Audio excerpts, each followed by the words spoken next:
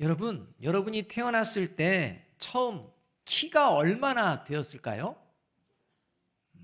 아기들 태어나면 키가 얼마 정도 됩니까? 한 40에서 50cm 정도 될 겁니다. 옆에 있는 분들에게 이렇게 한번 이야기해 줍니다. 바라보시고 저를 따라서 합니다. 이렇게 많이 자라셨네요. 놀랍지 않습니까, 여러분?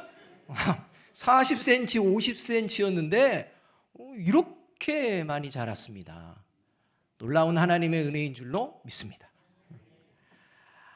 저와 여러분 태어났을 때 누구나 처음에는 엄마의 젖을 먹거나 여의치 못하면 분유를 먹을 것입니다.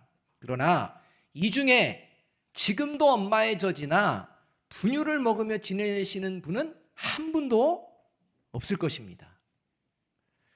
사람이 태어나서 엄마의 젖을 먹으며 키가 크고 몸무게가 늘어나며 자랍니다.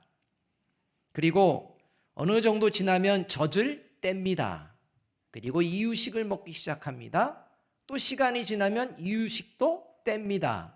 그리고 이제 밥을 먹기 시작하고 그 후에는 이제 원하는 음식을 골라가며 먹게 됩니다.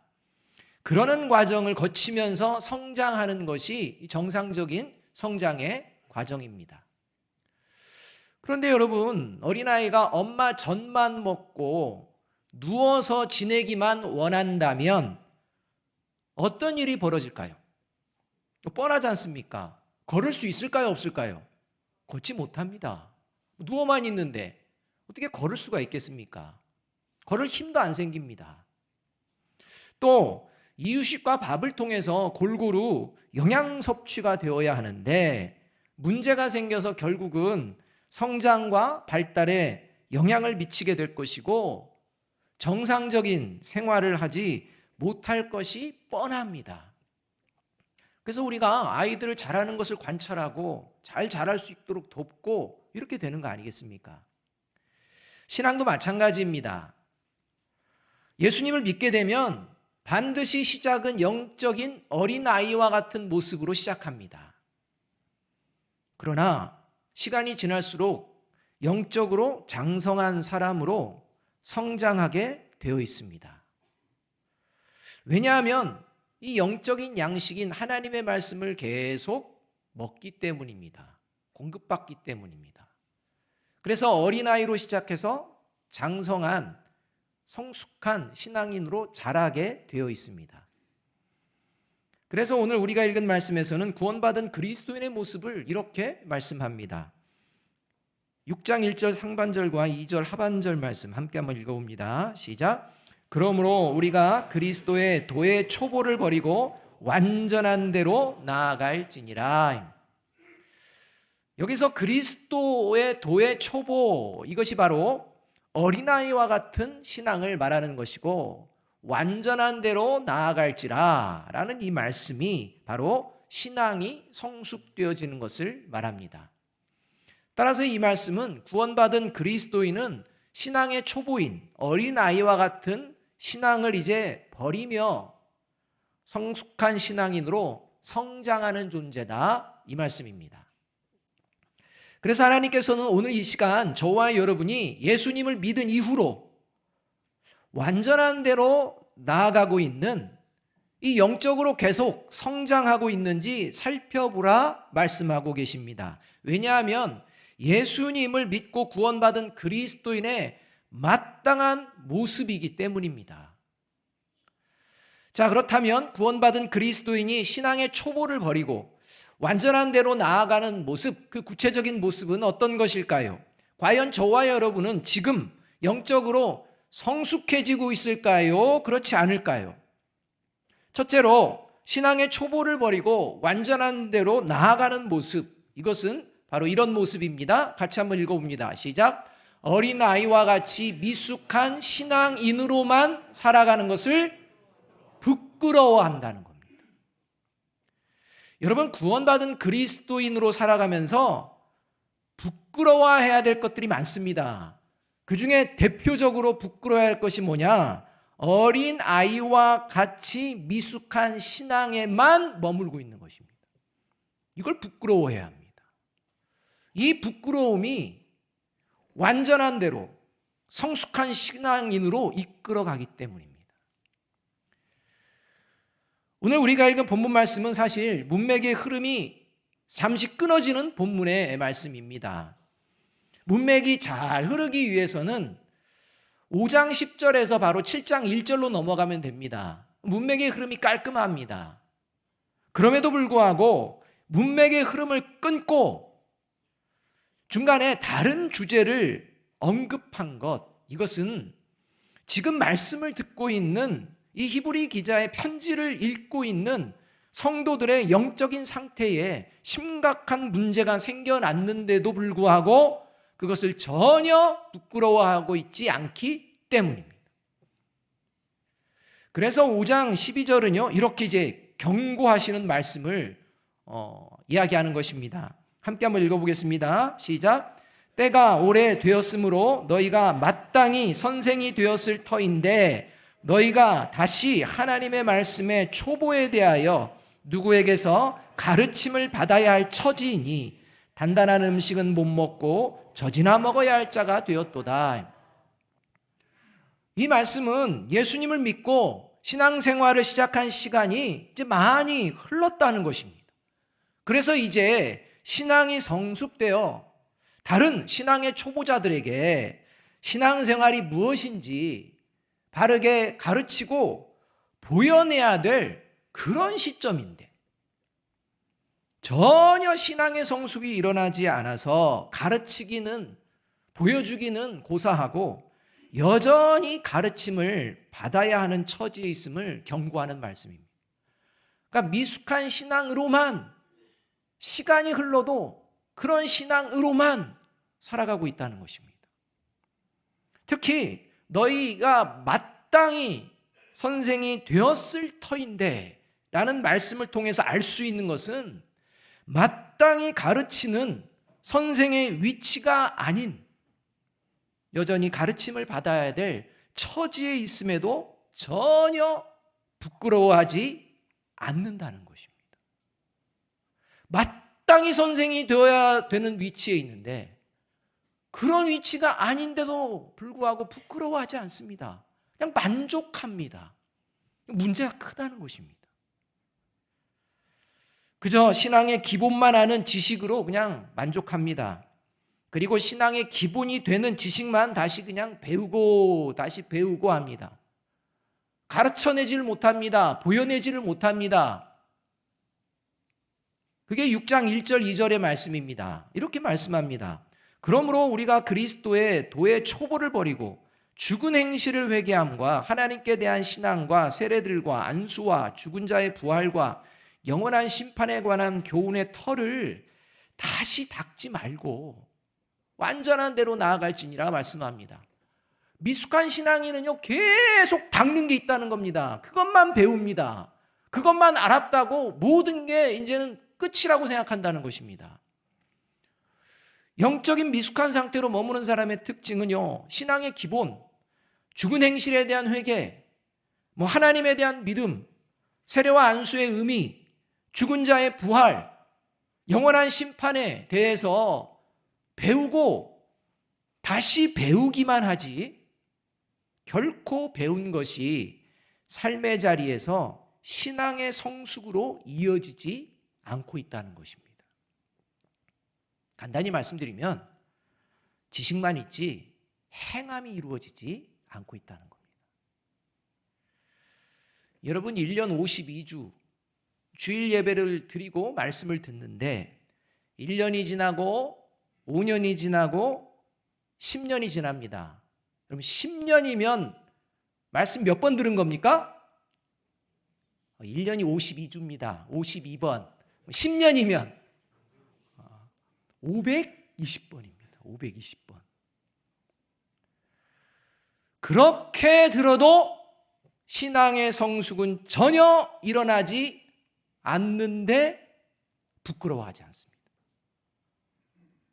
여러분 이게 미숙한 신앙인의 증거라는 겁니다. 자기는 그렇게 생각하지 않습니다.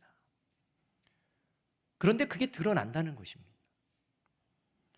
그리고 5장 13절에서는 미숙한 신앙인의 특징, 드러나는 특징들을 가르쳐 주십니다.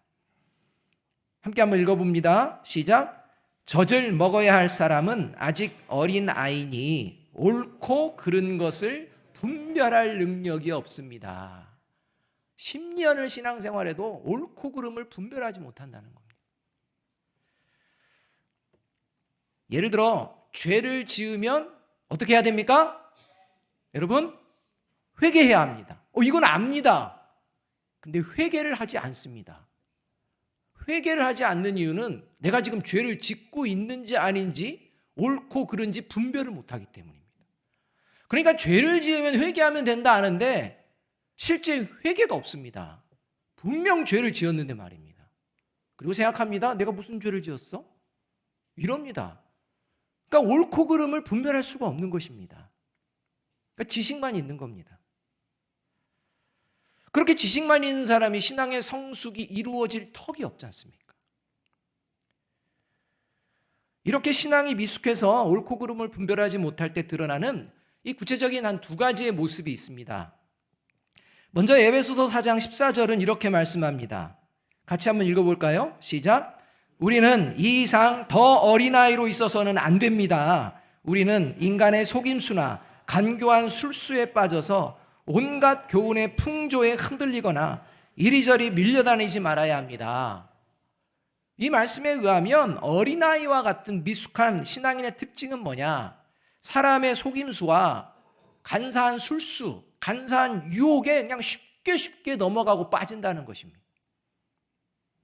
하나님의 말씀이 삶의 기준이 되지 않는다는 겁니다. 여러분, 세상 유행을 따르고 풍조를 따르며 살아가는 것이 옳은 것일까요? 그른 것일까요? 여러분, 저와 여러분이 그것이 이건 옳은 건 아니지, 그른 것이지 하는데 저와 여러분의 삶의 현장은 어떠합니까? 세상의 유행, 세상의 풍조, 여기에 대해 민감한 건 아닙니까? 분별을 못하고 있다는 겁니다. 그러면서 부끄러워하지 않습니다. 오히려 세상의 유행을 따르고 세상의 풍조를 따르는 것을 막 자랑합니다. 혹시 그런 모습은 없는지 돌아보아야 합니다. 또 한 가지 신앙이 미숙해서 옳고 그름을 분별하지 못할 때 드러나는 모습이 있는데 그게 뭐냐?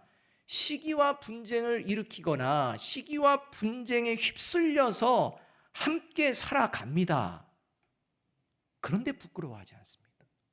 잘못된 것이라고 여기지 않습니다. 고린도전서 3장 2절 3절 말씀 함께 한번 읽어보겠습니다. 시작. 내가 너희를 젖으로 먹이고 밥으로 아니하였노니 이는 너희가 감당하지 못하였음이거니와 지금도 못하리라. 너희는 아직도 육신에 속한 자로다. 너희 가운데 시기와 분쟁이 있으니 어찌 육신에 속하여 사람을 따라 행함이 아니리요. 여러분, 예수님을 믿는다고 하면서 누구를 시기하는 마음, 예수님을 믿는다고 하면서 누군가와 다투고 갈등하면서 그것이 죄인 줄을 깨닫지 못하고 그것을 부끄러워하지 않는다면 그는 몸은 어른인지는 모르지만 어린아이와 같은 미숙한 신앙인이라는 증거라는 것입니다. 바라기는 하나님의 말씀을 통해 내가 미숙한 신앙임을 알게 될 때마다 부끄러워할 줄 아는 저와 여러분이 되시기를 주님의 이름으로 축복합니다. 여러분, 이 모습이 바로 완전한 대로 나아가는 신앙의 성숙이 이루어지고 있다는 증거라는 겁니다. 둘째로 신앙의 초보를 버리고 완전한 대로 나아가는 모습 같이 한번 읽어보겠습니다. 시작. 장성한 자와 같은 성숙한 신앙의 모습이 무엇인지 하나님의 말씀을 통해 계속해서 바르게 배우고 실생활에서 실천하며 살아갑니다. 14절 말씀 함께 한번 읽어봅니다. 같이 읽습니다. 시작. 단단한 음식은 장성한 자의 것이니 그들은 지각을 사용함으로 연단을 받아 선악을 분별하는 자들이니라. 여기서 지각을 사용함으로 연단을 받아라는 말은요, 영적인 분별력을 갖도록 끊임없이 배우고 실천하는 것을 말합니다. 따라서 이 말씀은 어린아이와 같은 미숙한 신앙에서 장성한 자와 같은 성숙한 신앙인으로 자라가는 이 존재는 영적인 분별력을 갖도록 하나님의 말씀을 끊임없이 배웁니다. 그리고 배운 바를 삶에서 실천하는 가운데 영적인 경험이 쌓이게 됩니다.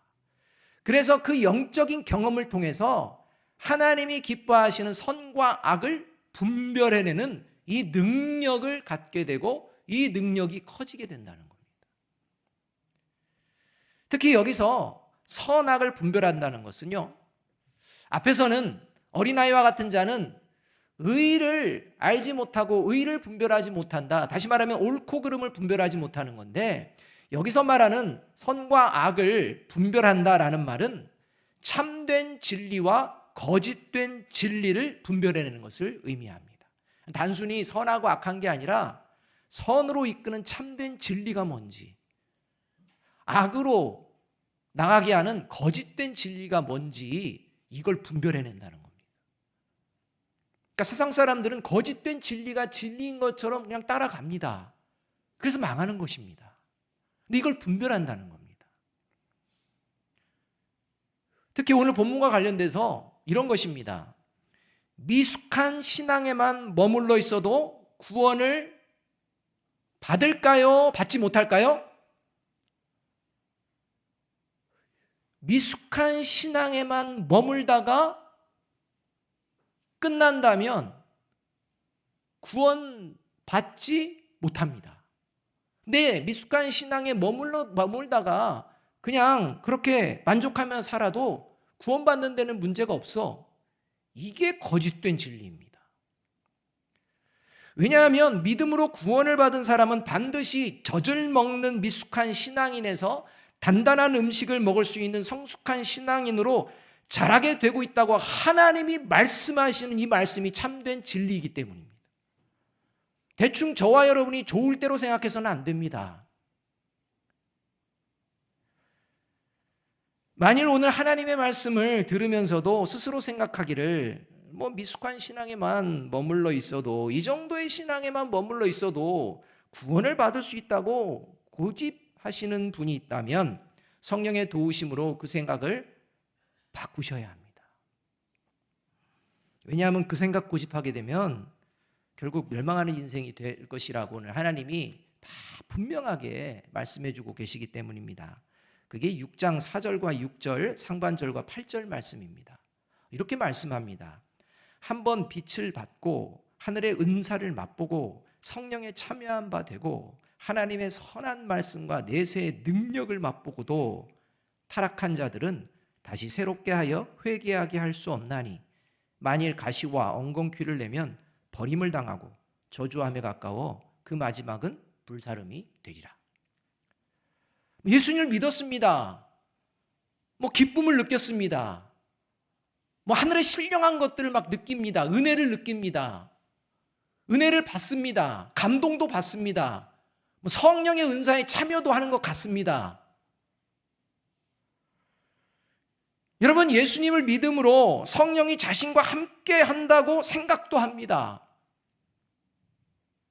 그런데 정작 삶의 자리에서 성령의 열매가 없습니다.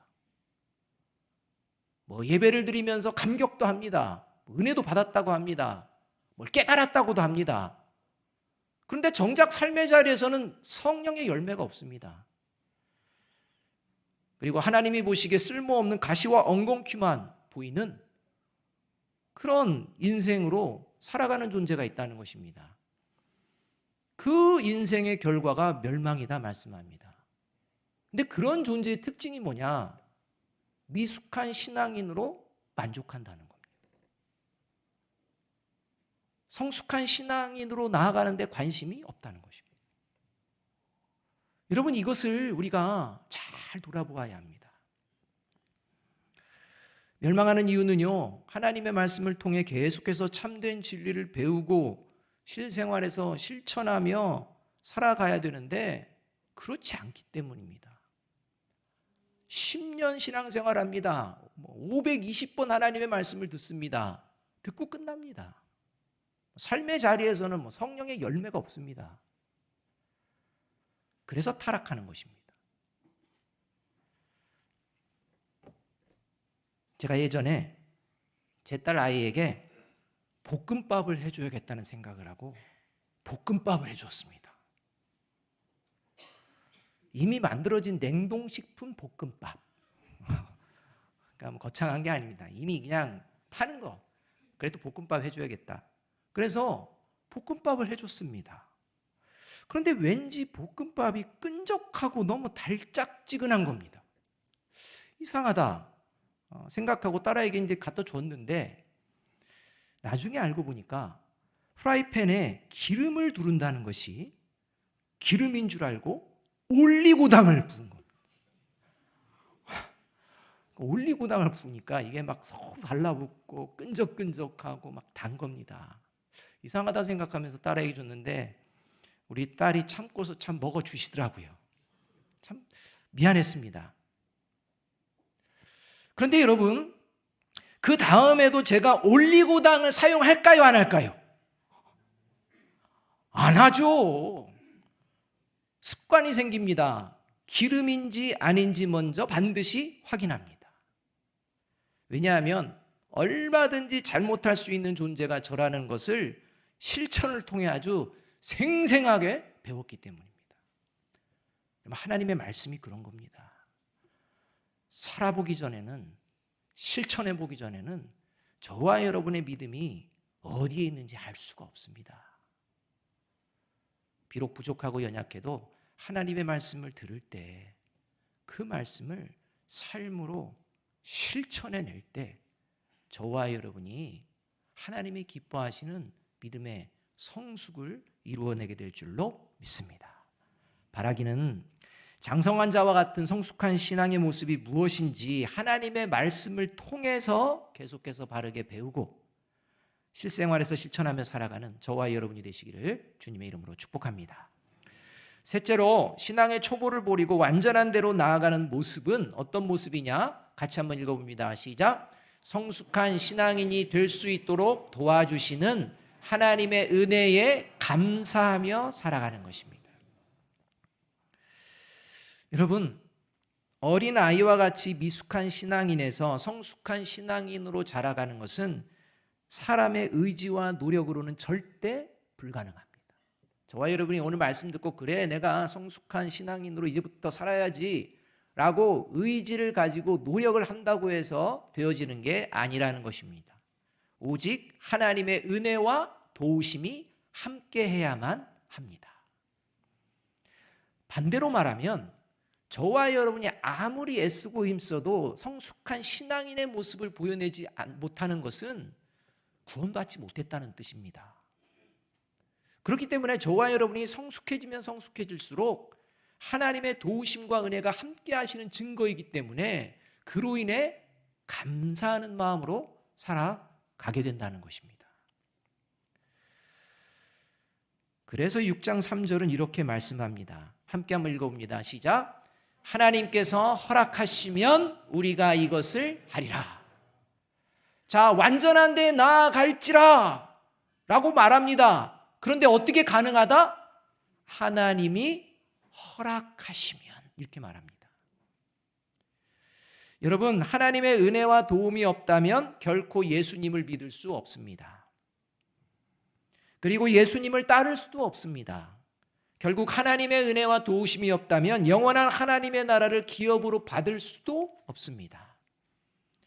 오직 하나님의 은혜와 도우심이 있어야 구원에 이르는 믿음도 미숙한 신앙을 버리는 것도 또 성숙한 신앙인으로 성장하는 것도 영원한 하나님의 나라도 가능합니다. 여러분, 저와 여러분이 영적으로 성숙한 신앙인으로 자라가지 못하는 이유는 하나님이 저와 여러분을 도와주시지 않기 때문이 아니라 저와 여러분이 하나님의 도우심을 간절히 구하지 않기 때문입니다. 여러분 안에 성령님이 함께 하실지라도 저와 여러분의 신앙이 성숙하지 않는 이유는 저와 여러분이 하나님의 간절한 도우심을 구하지 않기 때문입니다. 하나님이 없어도 살만하다는 겁니다. 하나님이 없어도 그냥 세상 사는데 문제가 안 된다는 것입니다. 하나님을 따르지 않아도 얼마든지 즐겁게 살 수가 있다는 것입니다. 여러분, 이 유혹에 다 넘어갑니다. 그래서 결국 미숙한 신앙인으로 있으면서도 만족합니다.